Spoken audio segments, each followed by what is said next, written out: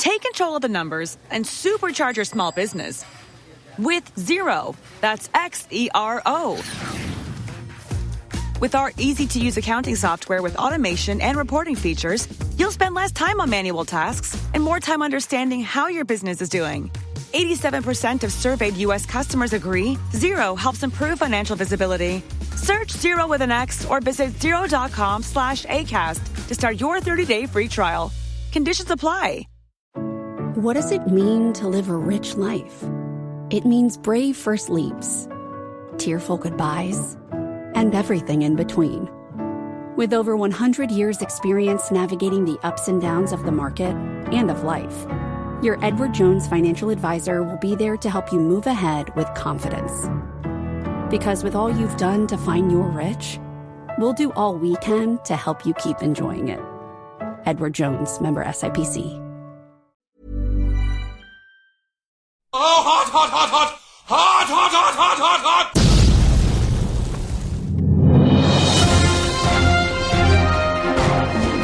Hot topic. Hello and welcome to the Neuro Spicy News. Hot topic. Hot and spicy news for you today. Coming your way every week. You forgot to find a song, didn't you? Yeah, I did, yeah. I was literally like, oh shit, yeah, I forgot to find a song. I knew there was something I was meant to do. Never mind. How about that is a song. It is now. How about Lennon and McCartney, man? Because I'm like I've gone full hyper fixation on the Beatles lately. Here comes the sun. Here comes the sun. That's it. We just had a copyright strike on the shit! episode. Yeah. Oh my god. Yoko Ono's listening, mate. You better careful. No. I did buy all 4 Beatles in pop character form. I was wondering how long it'd take you. Yeah, for everyone listening, I bought the fake ones because the real ones were about £150 each. Jesus. And the fake ones were £5 each. So 100. I know. This is when special interests get dangerous, isn't it? Because it's just that's a lot of money. I won't ever do that. I won't ever. A lot of money. I will become completely and utterly just obsessed with things, but I will never spend ridiculous amounts of money because I have responsibilities. And I do wonder though, if I was like single and I had loads of extra cash, would I just be in so much debt with thousands of pounds of debt from just like Lego or something like that? I definitely think that I would be. I wanted some Lego for Christmas and I had a little browse in the Lego store the other day and I was like, that's like my mortgage for the month that's too much, way too much, too expensive. I found a yellow submarine, Lego yellow submarine, and all the 4 Beatles in Lego form. It was like 180 quid. And I was like, It's a lot. That's a lot, isn't it? Because you'll build that in half an hour. That's the thing that I've found is like... It's just a display item. Anyway, it's not what we're talking about this week. What are we talking about this week? We've got an article that's a little on the older side, but I believe this is still relevant, and I've even recently had conversations with people about this, which is most autistic and neurodivergent people face discrimination when looking for work. Which is relevant to what we're talking about, because people who are neurodivergent need money for our special interests. To fund us. Oh, yeah. And if we can't get jobs, then we... do you know what? Just quickly, this is the real main issue of the fact that people will think of neurodivergent people. This is like the public's persona, and it's shown with politicians and arseholes from reform, is that we are a burden. We're a burden on funding. We're a burden on, money. We cost money. Well, we would actually be making the government money if we could get jobs and pay tax like you and I do. And we would boost the economy because we'd be pumping money into a special interest. And we'd be buying more things. Look at Games Workshop. It's in the top 100 businesses in the UK now. It is making a ridiculous amount of money because sad boys like to paint grimdark models from the 41st century. I believe they might be happy when they do it. I don't know. Oh, they'll be happy, but they don't look happy when they're queuing and paying £350 for paint and but that's the loads point. of We are boosting the economy, like you said, and it's crazy the fact that we're struggling to find work because of the discrimination that we face. And then we face discrimination when we don't work. It's like, hello, people. We can't do anything right. We're not allowed to. This is the main issue. They just want us to disappear, don't they? Want us to go into the woods. Yeah, well, and if we did that, you lot wouldn't have your phones and your internet and your cars and your TVs and all the shit that we invented. You're fecking welcome. Anyway, jobs. So the article states, this is from the ITV website, which is a news channel in the UK. The majority of neurodivergent people feel they are discriminated against in the workplace and when looking for work, stats have shown. But those with neurodivergent conditions, such as ADHD and autism, can be some of the very best workers. In fact, many autistic people say it's their superpower. So should more be done to support them in work? Not only are neurodivergent people often highly intelligent and hardworking, offering their employers whole new perspectives, but the UK desperately needs to increase employment to boost economic growth.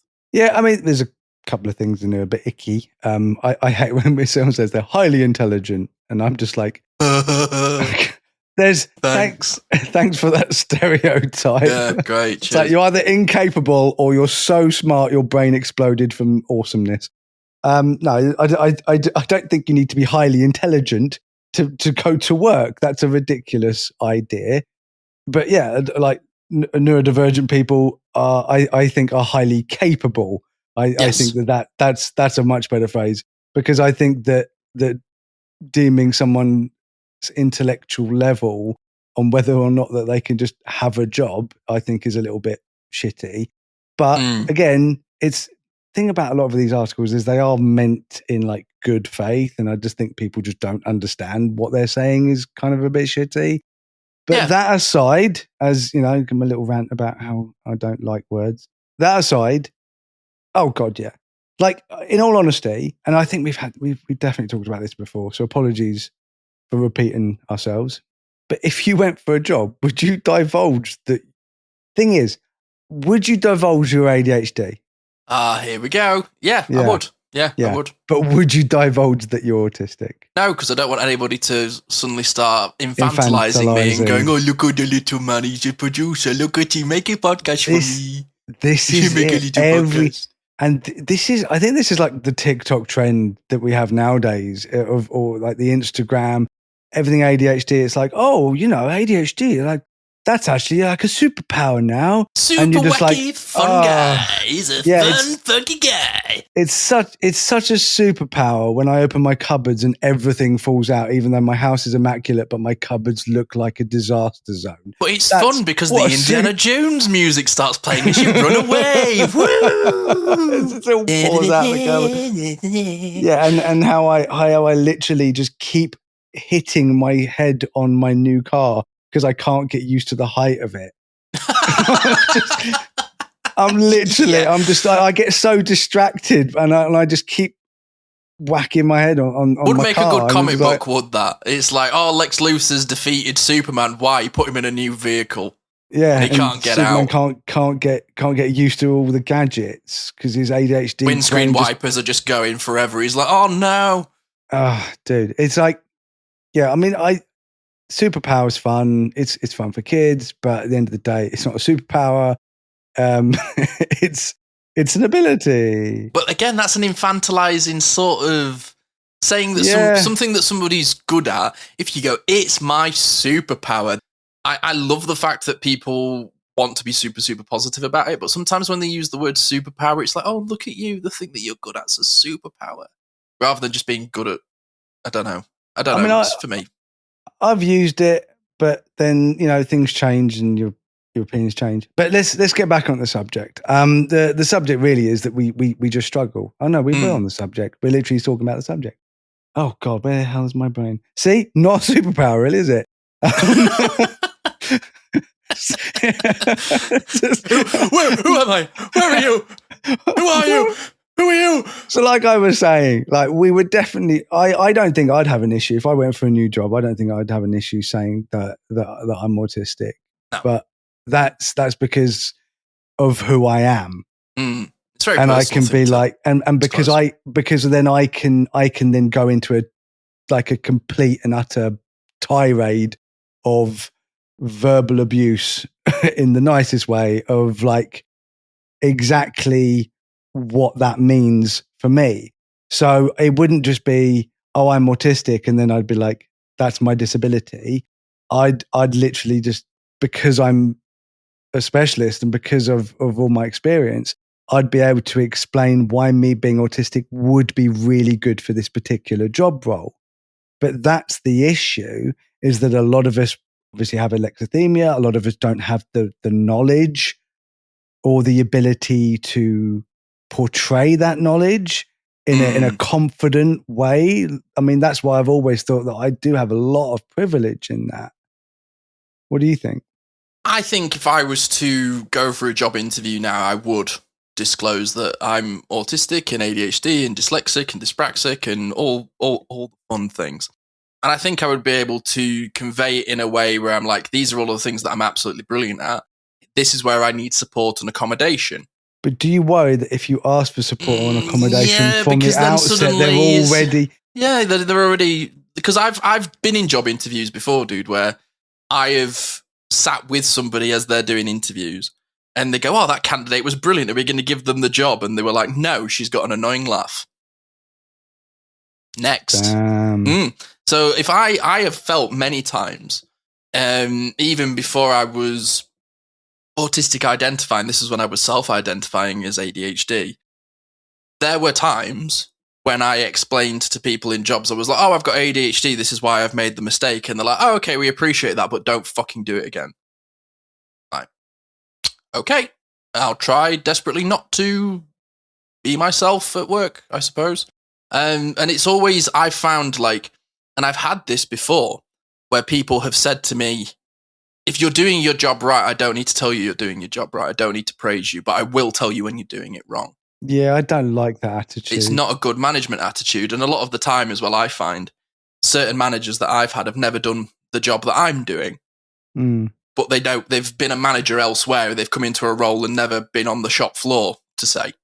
And they go, well, why are you doing it that way? This is the way that it should be done because I do it every day. And they go, well, do it differently. And the amount of times I'm taken out of my comfort zone and my way of processing because a manager goes, well, I'm the manager, do it how I tell you to do it, even if how I'm telling you to do it is stupid because I've never put it into practice personally. But on a spreadsheet, it works. And there's been so many times where I was late for work one time because of issues with the train. And I had this manager who was quite insecure and made a point of saying in front of everybody when I walked in the building, oh, you're late again. If you're going to be late, I'm going to give you a disciplinary. And I went, well, with respect, I'm not a train driver. And he was like, don't backchat me. Like, I'm not backchatting you. I'm letting you know that the train that I was on broke down. I got kicked off of it and I've had to get a bus here. And he was like, well, you should have thought about that before you came into work. I was like, just fuck off.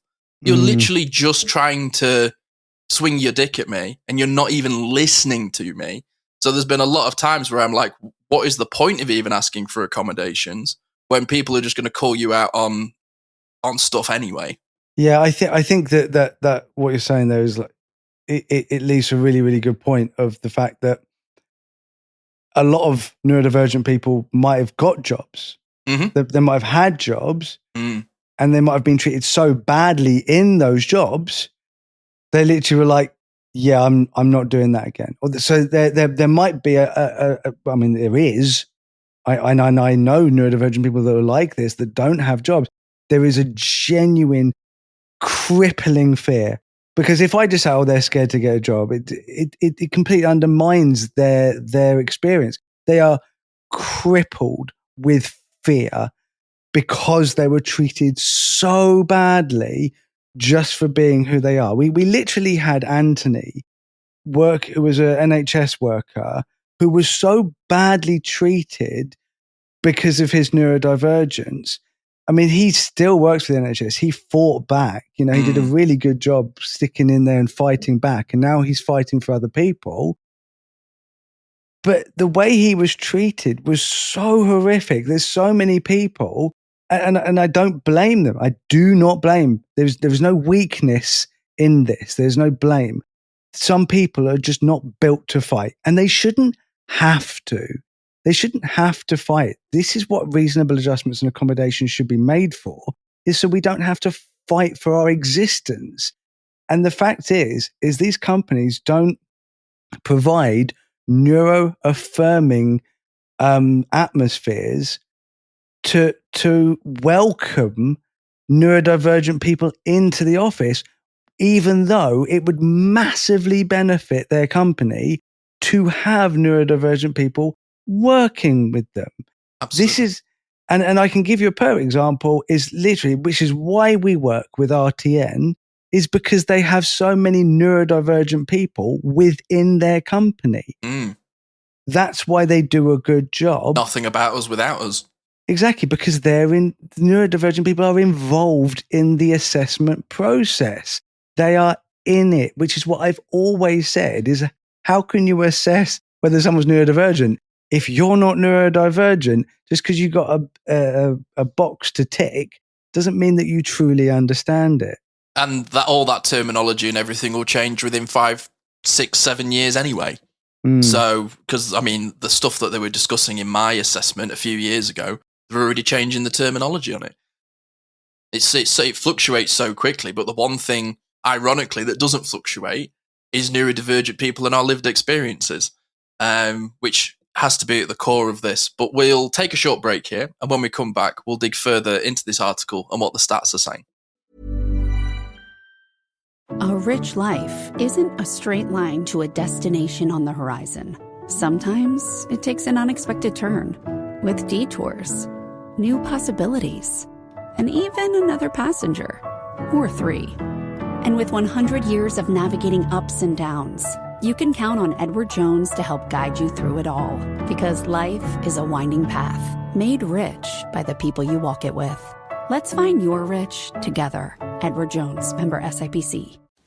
With stays under $250 a night, Vrbo makes it easy to celebrate sweater weather. You could book a cabin stay with leaf views for days, or a brownstone in a city where festivals are just a walk away, or a lakeside home with a fire pit for cozy nights with friends. Or, if you're not a sweater person, we can call it corduroy weather. We're flexible. And with stays under $250 a night, you can book a home that suits your exact needs. Book now at Vrbo.com. This is a Neurodivergent Experience public announcement. If you live in England and you or a loved one is waiting for an autism or ADHD assessment, you don't have to wait years. RTN Diagnostics is now part of the NHS Right to Choose scheme, which means if your local wait for a consultant-led autism or ADHD assessment is more than 18 weeks, you can choose RTN instead, and it won't cost you a penny. Jordan chose RTN for his own family because their care and attention to detail was second to none.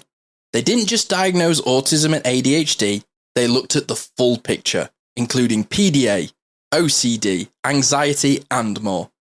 The team is friendly, neuro-affirming, and comprises many neurodivergent individuals, so they truly understand.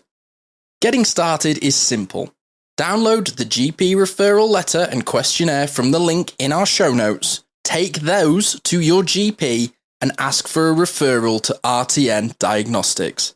If approved, RTN will be in touch within 8 weeks to begin your assessment. Remember, this only applies in England and some exclusions do apply. RTN is not currently able to accept referrals for child ADHD assessments, so check the details before you start. RTN Diagnostics, helping you get the answers you deserve without the wait.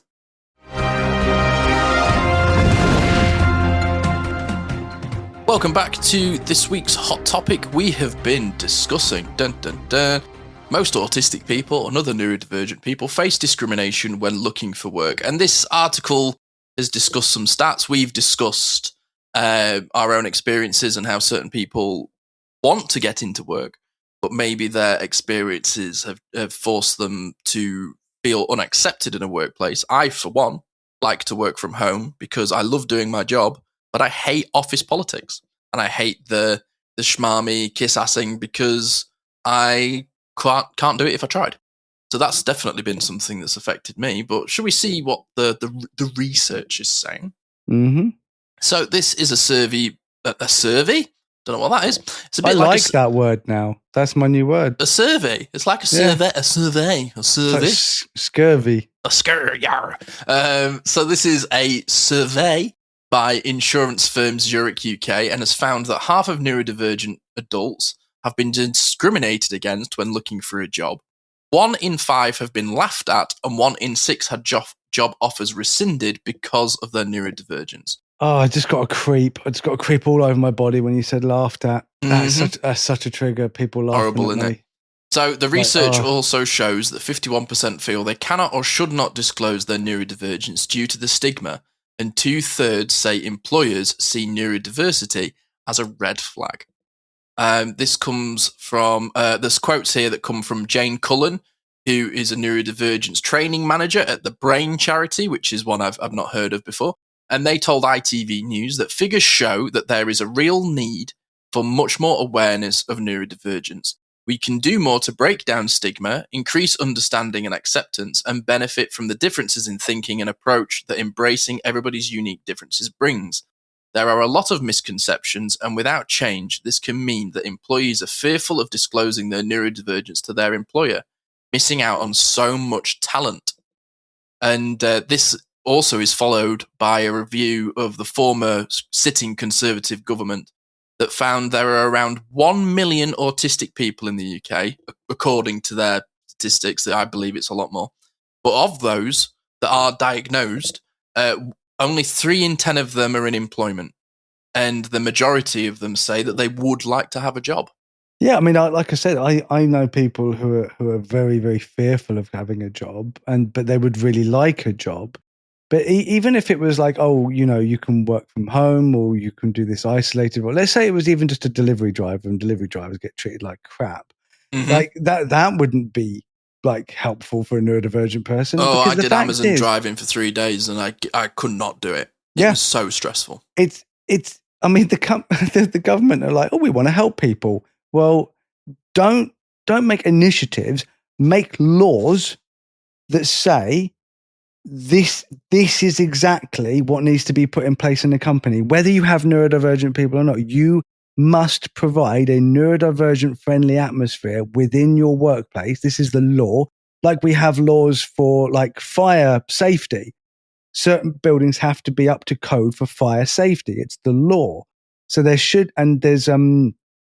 like privacy laws and things like that. There's laws within workplaces that workplaces have to adhere to. But there's not enough laws that say, right, you have to make this place disability friendly. There's not enough laws. The laws are that if you have a disabled person, you must accommodate them. But it shouldn't be that, because that's suggesting that the person's already got the job and then says they're disabled and then you accommodate for them. What it should be is they should just make as many adjustments as possible within the workplace using neurodivergent specialists, using disability specialists, using people from, they say like we want to make it like, wheelchair friendly. Then you should have somebody that uses a wheelchair to say, yeah, okay, this is a good place. There are people out there, what would you call them? Consultants that like use neurodivergent, use disabled consultants to tell you what your office and workplace needs to be like, to be welcome to people, to apply for the job, not the people who are already working there. They also need help, but to make it open to everyone. There's not enough laws in place for that. And do you know what as well? I totally agree. But what's ironic is I have worked in 2 industries, the audio, radio, broadcasting industry and the theatre industry. It runs on neurodivergence. Like, these are the sorts of people that are working in it. I've had producers that are literally, it is so their special interest, and they are incredible at it. Mm. Are they socially respected? Absolutely not. Like, I've known so many neurodivergent producers that only worked after 7 p.m. because everybody in the office has gone. They can start turning the lights down. And we used to get called vampires. Like, it was a general thing. There was like, people would be like, oh, here come the fucking vampires. Because we all used to work on the later shifts because everybody in the office had fucked off. And nobody respected them. Even though they were all brilliant at their jobs, all the people that worked in the day that were the schmoozy, boozy, socialite workers would talk down to all of these people, and they'd be like, oh, he's so anal. Oh, he's so obsessive like this. Why does he have to click into every ad break? Like, why is he like that? And a lot of those people, in my opinion, were in positions because they were really good at the politics of it, not actually great at the producing element of it. Oh, and it's who you know, not what you know. Yeah, and then in the theatre world as well, I experienced it where the best sound designers are neurodivergent. And I will die on that. Like, the attention to detail, the ability to storytell and paint a picture through sound effects and sound design. Lighting technicians, crikey. I don't think I've ever met a neurotypical lighting technician. How anybody that is neurotypical can tell me about different gels that go into lights and the 50-year history of them and how Genesis invented. Exactly. Like, I have never sat with a neurotypical lighting designer in my life. But yet, those roles are the nerd roles. Like, the sound people, the lighting people. And yet, they're absolutely integral to the entire production. But they're still the nerds. They're not the cool kids. Like, the amount of shows that I've worked on where it comes to the final show and the directors and the producers will take the entire cast out for a fully paid meal and a piss up, and the sound crew and the lighting crew and everybody else are left behind to tidy it up and clean it up and put it away and fix it. And they didn't even get a fucking thank you, let alone a free bottle of beer and a pizza at the end of a show. Like, even the press nights, you're just non-existent. You're just a name on the board. You're faceless.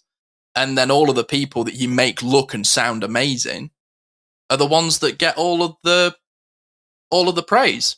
And that's something that sort of always used to really frustrate me, in that people that are on stage or the directors or the producers were considered artists. And yet the people that made it all happen, their art form wasn't respected. They were just grunts. And I can understand why a lot of people who are neurodivergent that want to work in the arts or want to work in the media would be incredibly intimidated by going in. Because one of the first questions that anybody asks you is they go, who do you know? Who's your contacts list? Who's recommended you? And how can you get a start if you're just there on ability alone and not because of a recommendation from somebody? Or how do you get your foot in the door? I think there's this other thing of every time we've tried to stand up for ourselves in the past as a people, and in this circumstance, I can speak for our people because of the amount of messages and communications I've had, and it always ends up sounding pretty much the same.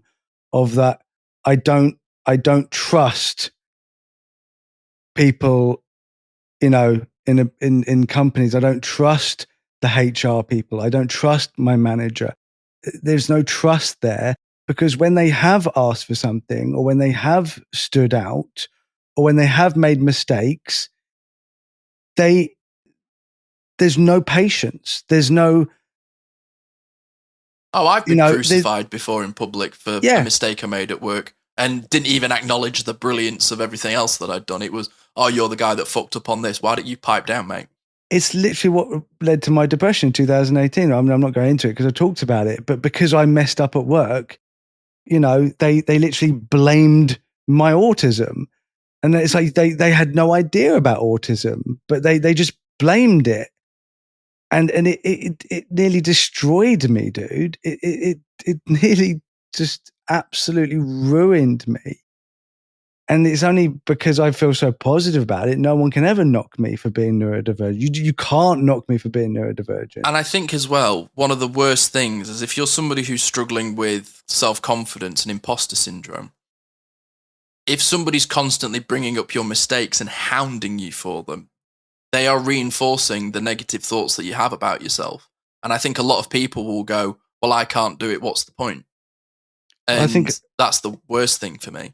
Yeah, I think a lot of companies, rather than spending the time to make the accommodations and retrain or train neurodivergent friendly training. See, I tried to change things at my work and nothing changed. And that's me with the clout that I have, with the knowledge I have, with the experience I have.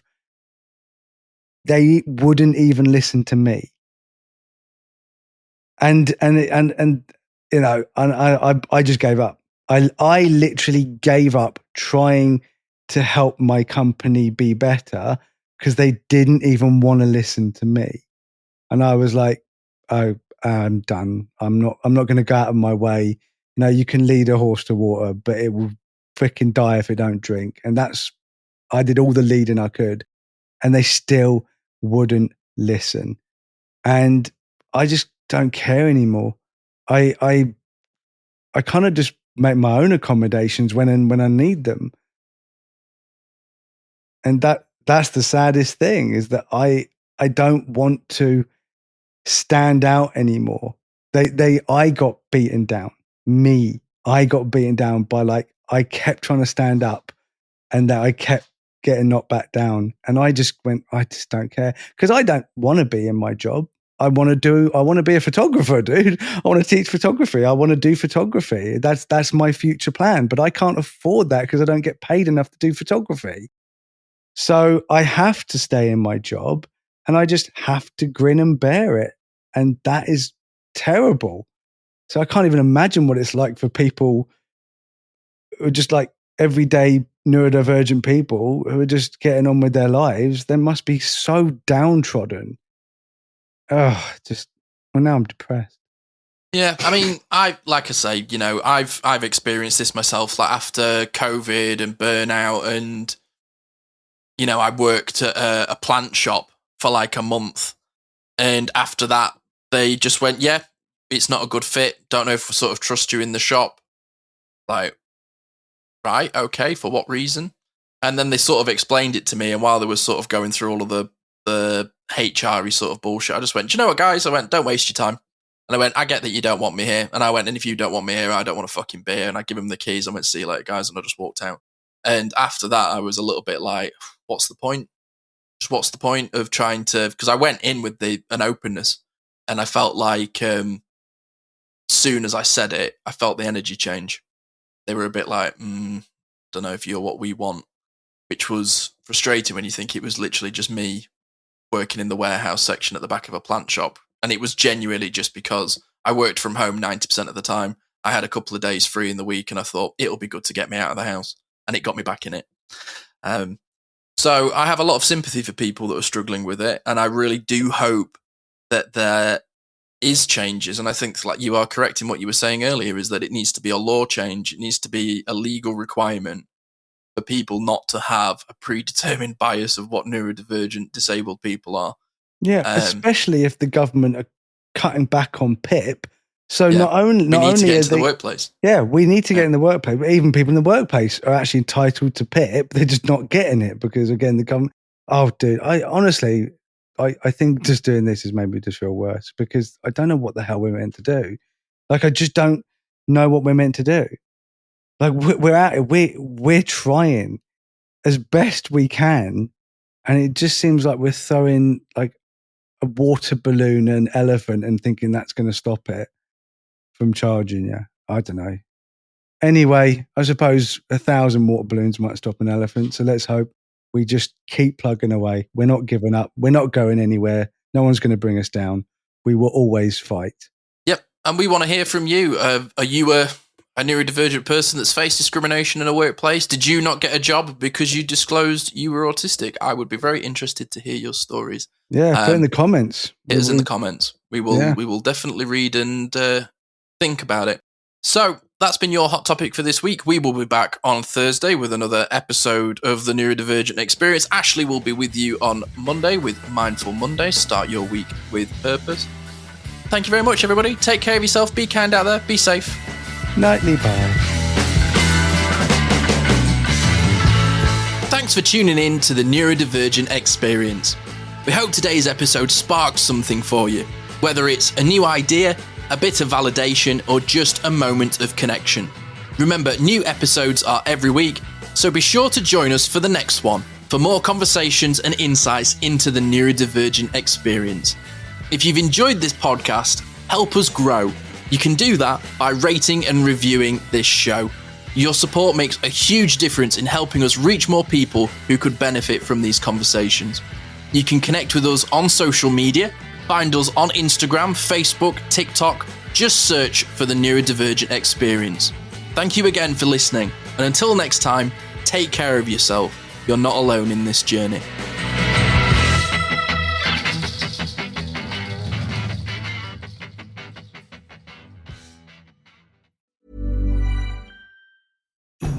Engines rev, are you listening? It's that time of year again. Happy Honda Days, where you can drive in a Honda wonderland of your own with a great offer on a fun-to-drive new Accord, Civic, CR-V, or HR-V. Hurry into your local Honda dealer and experience the wonder of Happy Honda Days with a great deal on your favorite Honda today. Driving in a Honda wonderland. Contact your local Washington area Honda dealer for a great deal today. See dealer for financing details. Exclude Civic Si and Type R. What does it mean to live a rich life? It means brave first leaps, tearful goodbyes, and everything in between. With over 100 years' experience navigating the ups and downs of the market and of life, your Edward Jones financial advisor will be there to help you move ahead with confidence. Because with all you've done to find your rich, we'll do all we can to help you keep enjoying it. Edward Jones, member SIPC.